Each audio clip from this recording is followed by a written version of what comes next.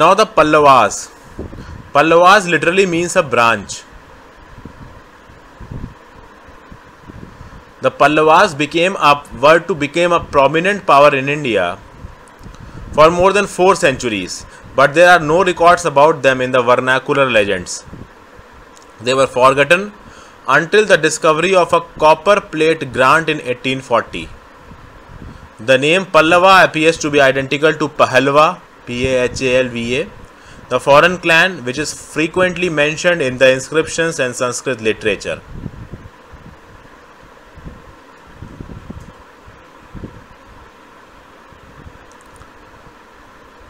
This led to the development of a theory that the Pallava, who became a ruling dynasty of the South India, might have come from the northwestern frontier of India. The theory has been supported on the basis of the fact that the Pahalvas were prominent in the 2nd century AD and were classified with the Sakas and Yavanas by the local historians.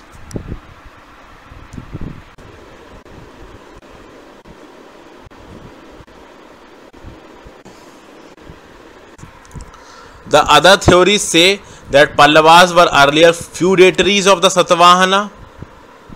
Some other historians say that they are offspring of the Cholas in one side and Naga rulers of Elam, Sri Lanka on the other. The Allahabad pillar inscription mentions the name of a king, Vishnugopa, whose reign was in Kanchi. Several members of the Pallavas bear the same name. The terms Tondayar and Tondaman, T-O-N-D-A-I-Y-A-R, Tondayar and Tondaman, T-O-N-D-A-M-A-N, that is the people of Tonda Mandalam, have also been used for the Pallavas. Now the political summary of Pallavas. Sivaskanda Varman, S-I-V-A-S-K-A-N-D-A Varman, Sivaskanda Varman. The first Pallava about whom we hear is Sivaskanda Varman of the 2nd century AD. He was lord of many subordinate chiefs and was able to perform Ashwamedh Yajna, which was permissible to only the paramount sovereigns. Then we knew about Hastivarman, who was defeated by Samudragupta.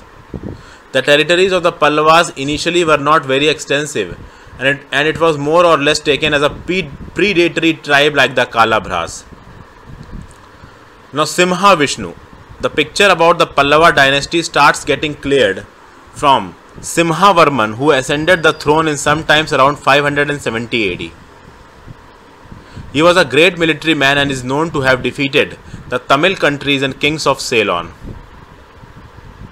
His son Simha Vishnu was the first Pallava monarch whose domain is believed to have extended beyond Kanjipuram.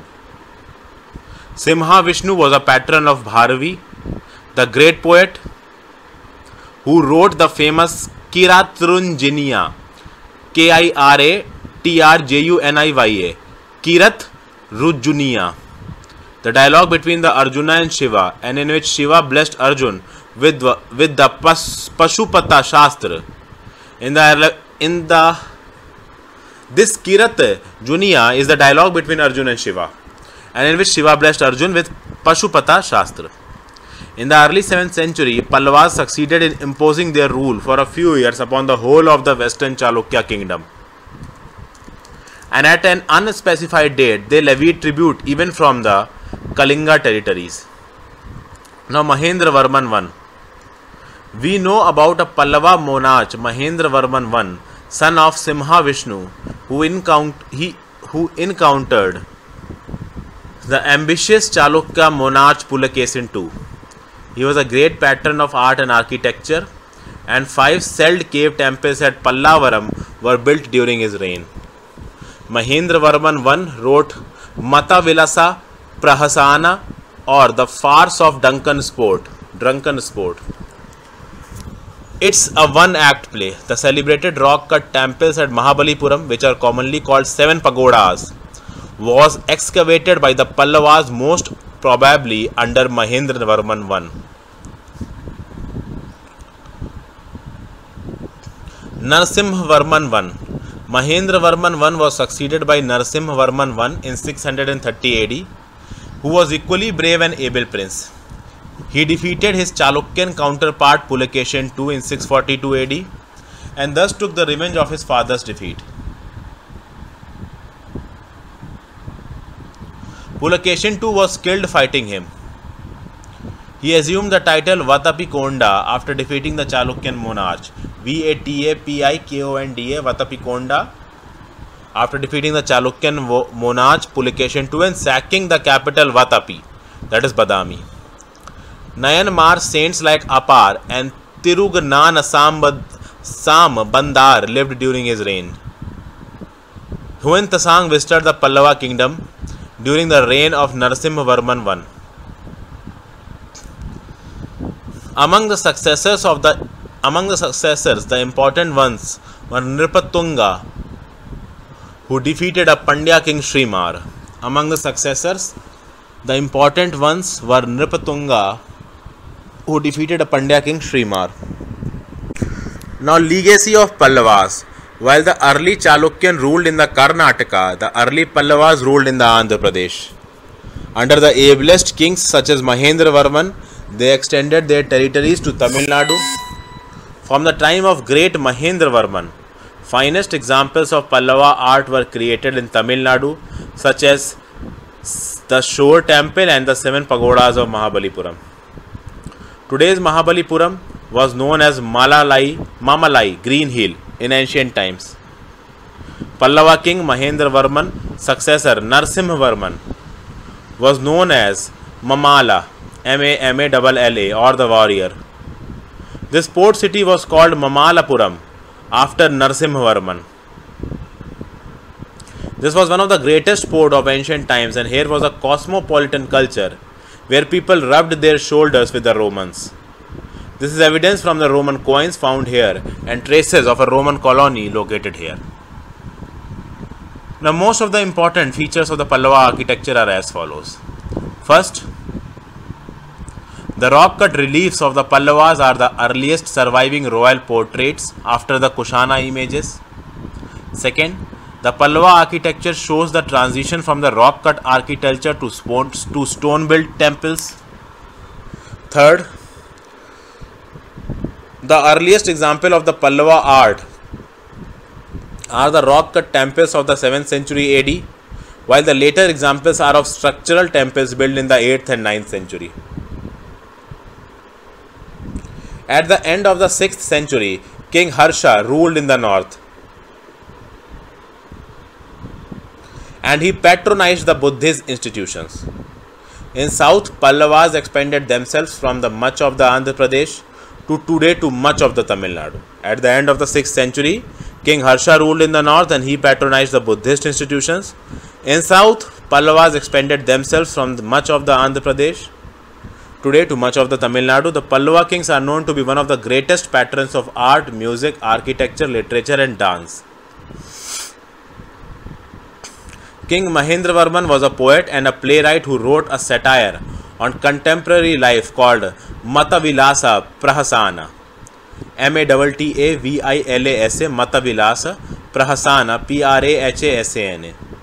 Another king of the Pallava dynasty named Raj Simha, also known as Narasimha Varman, was such a great lover of art that he used the title Kalasamudra for him, Kalasamudra, for himself.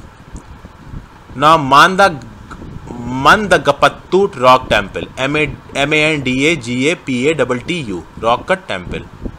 The earliest monument of Mahendravarman was Mandagapattu Rock Cut Temple, which was a single rock cut temple built without any wood, brick or metal. It is located near Vilupuram, Villupuram in Tamil Nadu. This temple has the icons of large Dwarapalas, Dwarapalas, which later became a characteristic of almost all South Indian temples. However, one of the most marvelous chapters opened with the reign of successor of Mahendravarman, that is Narasimhavarman, Mamala or Rajsimha. During his reign at Mahabalipuram, massive boulders were transformed into a word of divine. These are earliest styles of temples in South India. Kanchipuram was the capital of the Pallavas from 4th to 9th century. Huan Tsang visited this city and wrote it a glorious city. Here Buddha Ghosa lived in 6th century. Buddhaghosa. Here Buddha Ghosa lived in 6th century AD. Now Kailasanathar Temple, Kanchipuram. Kailasanathar Temple is the best building created during the reign of the Pallava king Narasimhavarman. This temple is one of the most beautiful. Kailasanathar Temple is best building created during the reign of Pallava king Narasimhavarman. This temple is one of the most beautiful temples in India, which has well balanced sculptures like a jewel box. This temple is important from the historic point of view because first, the temple inspired Rajaraja Chola I to build another great beauty, Brihadeshwara temple at Thanjore. Second, the direct and close intervention of the rulers started after creation of this temple. Thus, the Kailasanathar temple began a new tradition in India where the kings took deep interest in building the temples with great structural design and antiquity. This temple has the lion sculptures everywhere. Lion was the insignia of the Pallavas. Vaikuntha Perumal Temple, Kanchipuram. Vaikuntha Perumal Temple is located at Kanchipuram in Tamil Nadu. It was built by Nandivarman. It is one of the 108 Divya Desams, 108 holiest shrines of Vishnu. The temple was named Parameshwara Vishnu Griham after the original name Parameshwara of Nandivarman.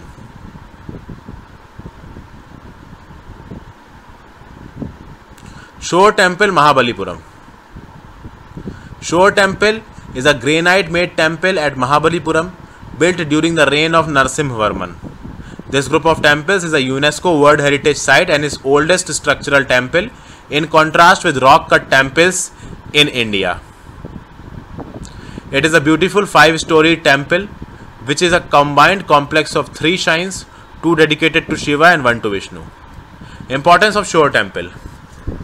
The Shore Temple marks the culmination of the architectural efforts which began with the cave temples and monolithic rathas.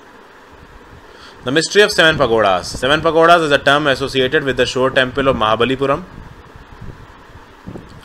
It is said that 6 more temples were associated with it, all now submerged in water. The legend is that prior to Narasimhavarman, the construction of the cave temples had started in the time of Mahendravarman. But later the order for freestanding structures were given and 7 rathas, freestanding temples, were created. After the 2004 tsunami, the sand deposits of around 500 meters from the shore temples were gulped by the sea, and a clear arrangement of man-made structures were seen. The Archaeological Survey of India started the excavations, and it was said that sonar system indicated man-made structures under the sea.